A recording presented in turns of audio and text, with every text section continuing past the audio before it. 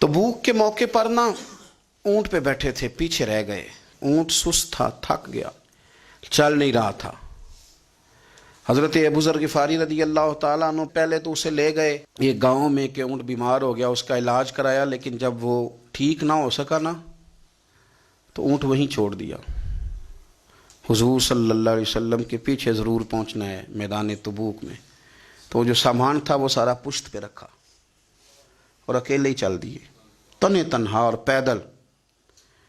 सामने से गर्द उड़ती हुई नजर आई तो लोगों ने कहा हुजूर पता नहीं कौन आया है। फरमाया तुम्हें नहीं पता, मुझे तो पता है ना, अबू ज़र ग़िफ़ारी आया है। अबू ज़र ग़िफ़ारी आए। फिर हुजूर ने फरमाया यमशी वाहिदा व यमूत वाहिदा व युबास वाहिदा। फरमाया ये तन्हा चलते हैं, ये तन्हा ही दुनिया से जाएंगे, तन्हा ही उठाए जाएंगे। तन्हा चलते हैं, तन्हा ही दुनिया से जाएंगे, इंतकाल तन्हा ही उठाए जाएंगे। जो बहुत ज़्यादा सख्ती करने लगे सहाबा पे, बहुत ज़्यादा।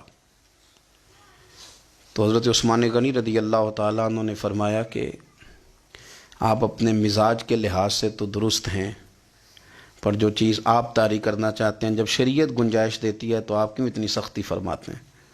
तो फरमाने लगे ठीक है, फिर मुझे रब्ज़ा जाने की इजाज़त दे दो। रब्ज़ा एक बस्ती थी, जंगल था, वहाँ कोई आता जाता नहीं था। असी किसे दे कुछ नहीं चला ते ना कोई साडा दर्दी।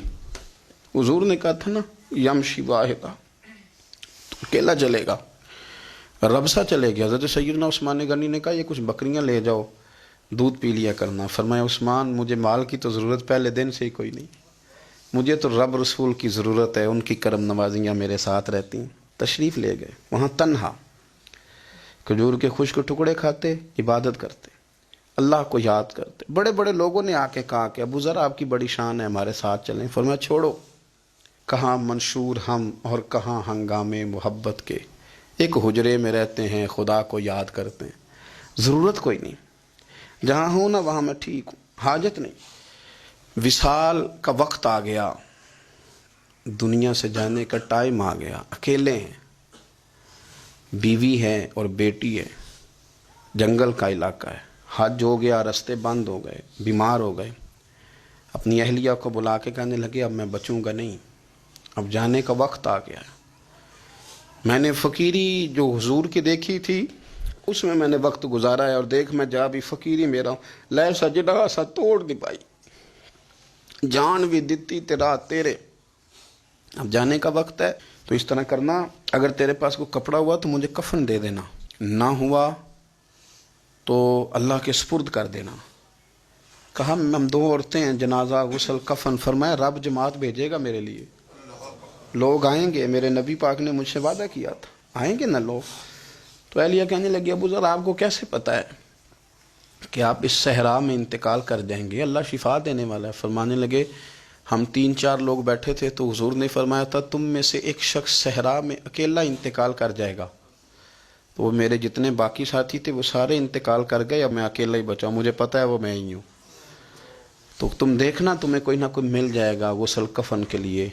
आपकी अहलिया कहती हैं कि मैं उठी, कभी दौड़ के मैं बाहर जाती, सड़क पे जाके देखती कोई गुजर रहा है, फिर मैं आके कहती हज ख़त्म हो गया है, रास्ते बंद हो गए हैं, कौन आएगा जंगल में। फिर मैं आके उनकी तीमारदारी करती, फिर उठ के जाती, फिर मैं आके तीमारदारी करती। अचानक मेरी नज़र पड़ी तो एक छोटा सा काफ़िला आ रहा था, उस काफ़िले में चंद लोग थे और सबसे बढ़कर सहाबी रसूल हज़रत अब्दुल्ला इब्ने मसूद भी थे।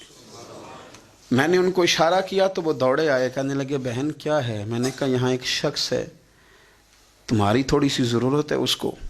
तो अब्दुल्ला इब्ने मसूद कहने लगे कौन है बीबी। कहते हैं मैंने कहा कि वो अबू ज़र ग़िफ़ारी हैं। कहते तड़प के रोए अब्दुल्ला इब्ने मसूद, तड़प के कहने लगे अबू ज़र मेरे नबी पाक का प्यारा, मेरे माँ भी उस पर कुर्बान, मेरा बाप भी कुर्बान, किधर है जल्दी बताओ। कहती मैं ले आई, 4-5 लोग थे वो।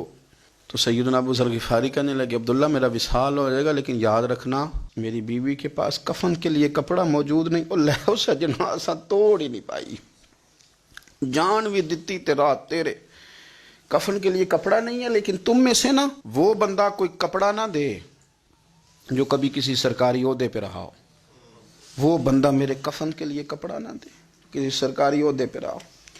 ایک انصاری جوان کہنے لگا ابو ذر میں کبھی کسی عہدے پہ نہیں رہا، اگر آپ میری چادر قبول کر لیں کفن کے لیے تو میں ٹھیک ہے، میں نے نا حضور کے طریقے پر زندگی گزاری ہے، چپ کر کے میرا جنازہ پڑھ دینا اور مجھے کہیں اور نہ لے کے جانا، اسی کسی دے کچھ نہیں جو لگتے تو نہ کوئی ساڈا دردی، یہیں کسی صحرا میں جنگل میں یہیں کوئی قبر کھود کے مجھے دفن کر دینا، مجھے جانے نہیں ہے کسی جگہ۔ حضرت عبداللہ ابن مسعود رضی اللہ تعالیٰ عنہ نے جنازہ پڑھایا، اور اس درویش کو جو 5ویں یا 4تھے مسلمان ہیں ان کو وہاں دفن کیا۔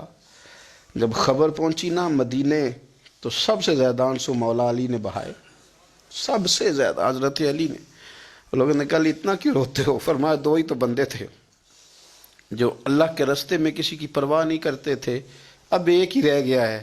کہا حضور کیا مطلب؟ فرمایا 2 ہی تھے، ایک ابو ذر اور ایک علی، اب اکیلا علی تو رہ گیا، وہ چھوڑ کے چلے گئے۔ حضرت سیدنا ابو ذر غفاری رضی اللہ تعالیٰ عنہ اس عظیم شخص کا نام ہے، سردار قبیلے سے تعلق تھا، بڑے بہادر تھے، پر حضور کو فقیری میں دیکھا تو پھر زندگی اسی فقیری میں گزارتی، اسی فقیری میں، اسی طریقے میں وفا کر کے نا اسی رنگ میں گزار دی، انہی نقشوں پہ رہے۔ اگرچہ جائز تھا، بڑے بڑے لوگ تھے، حضرت عبد الرحمن ابن عوف بڑا مال تھا، حضور نے ان کو جنتی کہا، ان کے پیچھے نماز پڑھی، سب ٹھیک تھا، پر فرماتے تھے یار میں انکار نہیں کرتا، پر میرے نبی نے فقیری کی، حضور نے ایک وقت کھایا ایک وقت بھوک کاٹی، تم کس طرح بھر بھر کے پیٹ کھاتے ہو، تم کس طرح اتنی آسانیاں دیکھتے ہو۔